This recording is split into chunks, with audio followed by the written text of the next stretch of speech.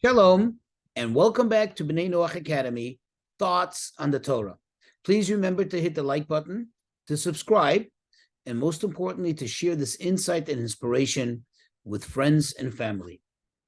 If you look in the book of Numbers, chapter 5, verse 23, the Torah instructs to write, quote, to write these curses, that the priest should write these curses onto a scroll.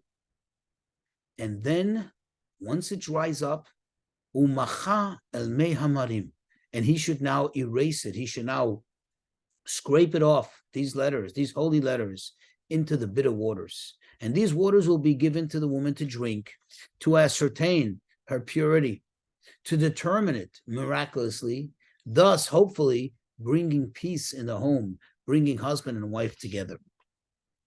Now, if you try to compare this to verse 4 in chapter 12 of the book of Deuteronomy.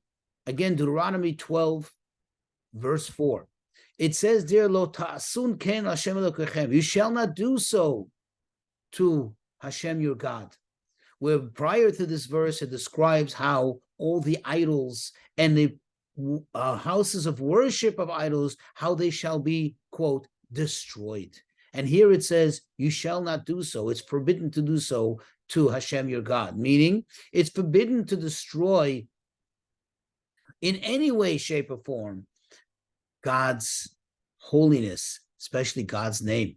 We know that once somebody has written God's name, or if it's even printed on a matter, it's forbidden to be destroyed, and it's forbidden even to discard it or to treat it with disrespect. But here, we see that God directly instructs us to erase his holy name, because several times in these, quote, curses, in these verses, prior to this verse 23, there were mentions of God's name. And when it's written in its real form. Thus, God tells us, erase it, because he says there's something that even my name is less than. And that is shalom, peace, bringing peace between a husband and wife, bringing peace between two individuals is so godly that it's greater than God's name himself, God's name itself. And therefore, God tells us, erase my holy name. This is the only time ever that it's permitted. Not only permitted, but in fact, encouraged. And this is a tremendous lesson for us. Sometimes we need to, quote, erase the holy name. We need to even bend a little bit.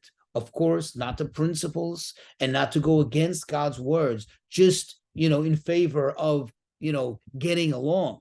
So you do have to stand up for your principles. You do need to sometimes take a stand and make it clear and obvious.